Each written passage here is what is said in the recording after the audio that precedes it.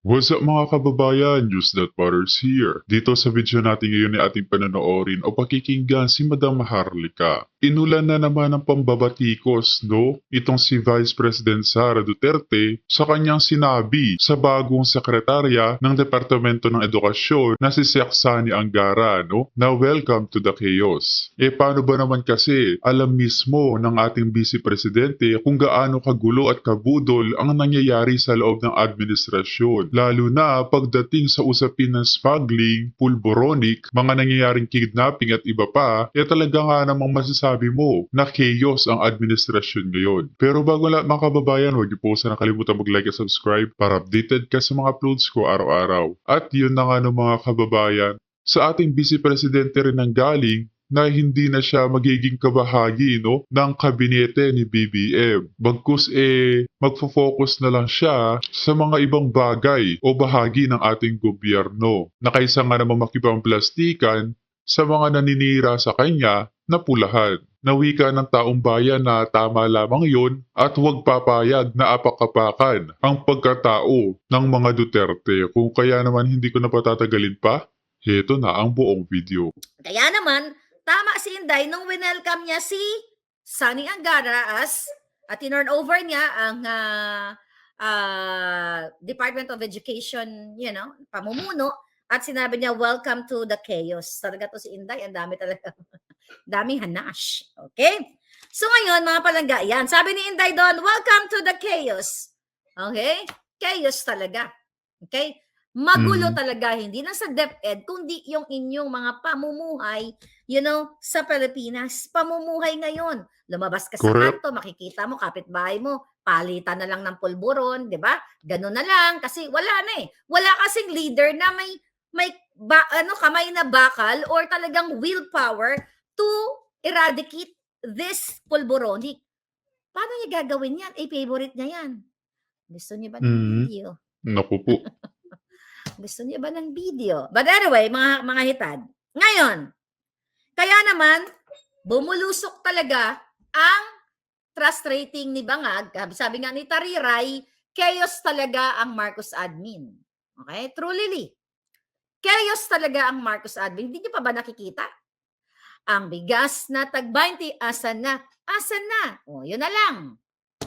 Panloloko sa inyo. Magbebenta sila ng 29 pesos na bigas, mga kababayan, para palabasin na na-reach nila yung kanilang pangako. Pero ang bigas na yon ay hindi makain. Okay? Hindi makain ng ordinaryong tao. Amoy bukbuk, okay? Amoy bukbuk o kung ano pa mang ginagawa po talaga kayong kawawa. At kaya kailangan nyo ng maglabas ng flag. Lumabas kayo sa inyong mga bahay at kakanta tayo ng ang bigas na tag-20, asan na? Asan na? O, diba? Ang ganda nun. So ngayon, mga palangga, what else? Ano ba talaga ang tingin sa inyo ng bangag na gobyernong ito? Recently, the other day ba yon? Nakita nyo ang ginawa ng MMDA, yung disable ramp, na parang pupunta ka sa impyerno. Nakita nyo yon? Nag-viral? Na parang hindi siya flat, di ba? Kung hindi doable, ang explanation dyan ng MMDA, hindi daw doable na magkaroon ng elevator or flat. Hindi pala doable, di mag-isip ka ng panibagong strategiya, panibagong idea na makakapagbigay ka ng safety and security, convenient sa mga disabled or buntis o mga may sakit. Imagine mo, gagawa ka ng ramp, hindi mo ginamit ang utak mo? Matirik, gaganon?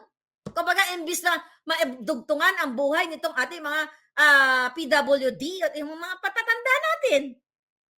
Bubulusok eh. Magugurgur ng wala sa oras.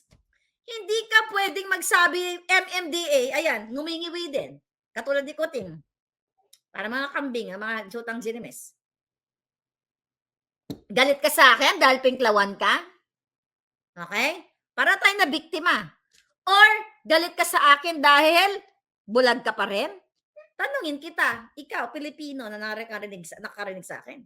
Gusto mo ba yung iyong lola na adadaan sa ramp na yan, na matirik, na paganon-ganon, parang roller coaster? May something sa'yo na nagagalit ka kay Maharlika kasi in-expose ko tong kabangagan ng gobyerno ng MMDA. Ibig sabihin yan, bakit nagkakaroon ng substandard na mga proyekto? Kasi, mga palangga, hindi ginagamitan ng utak. In-speed up nila, pinapabilis, sige, approve na natin yan. 5 billion, 3 billion. Kasi they are not for your, what? Welfare. They are for their pockets. Siyempre nga naman, pag nag-approve na, kahit ang leching ramp na yan, pa-roller coaster kayo. Kasi wala po silang pakialam sa inyo. Now, galit ka kay Maharlika? Baka gusto mo ng video. Ay, nako mga palangga. Sabi ni, ewan ko sa'yo. Sige, yes, People's Zona, Liwasang Bonifacio sa July 20. Yeah, mayroong People's Zona. Ayan, Liwasang Bonifacio, go, go, go. Right? Trip-trip lang, sabi ni palangga. Magkano budget? 100 million na ramp. Secret name, sabi ni secret name.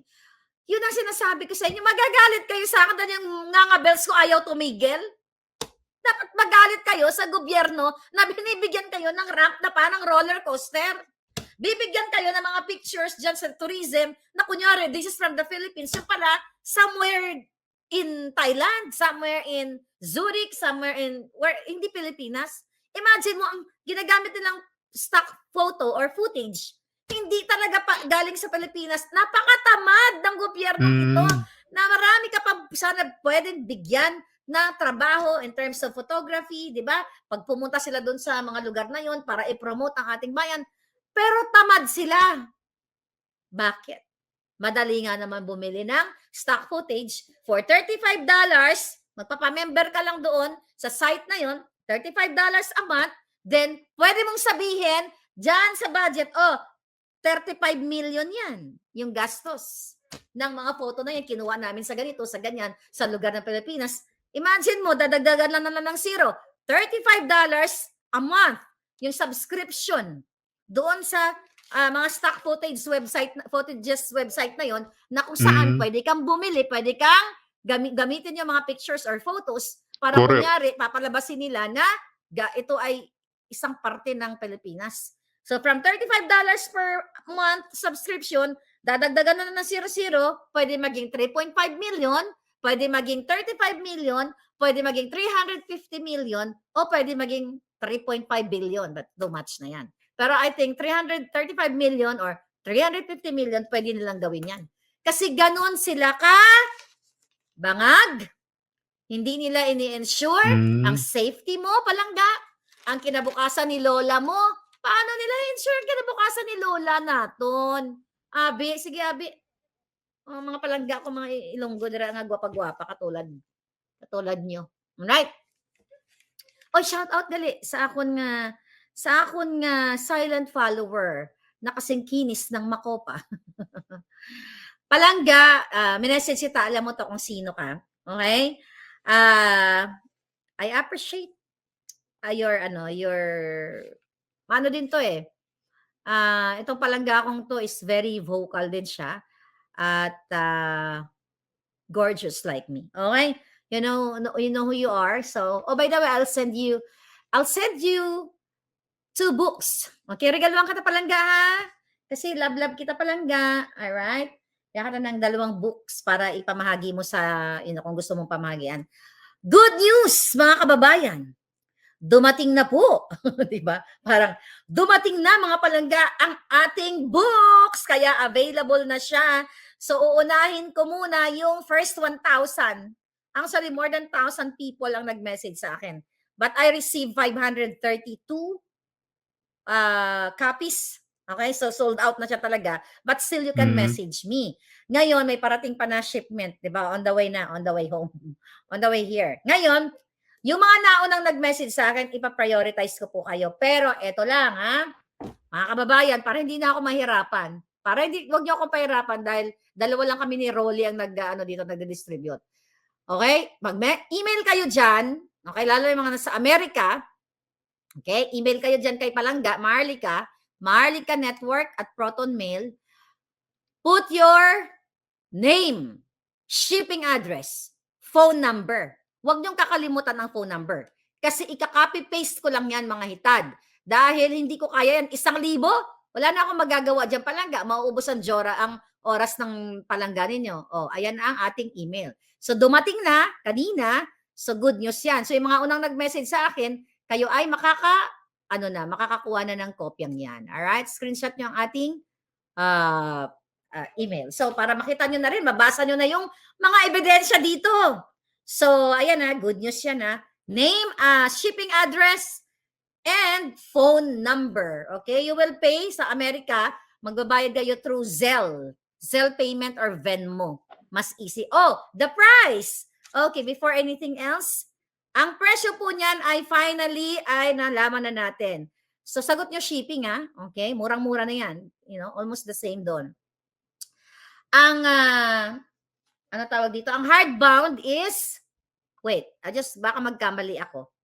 Okay, baka mamaya teka. Hardbound, okay, tignan natin. Okay, para sigurado tayo mga hitada. Okay, here we go. Hardbound is $27.99. Pwede sarado yung $28.99 pa. But yun ang selling SRP natin sa Jamaica. $27.99 this one.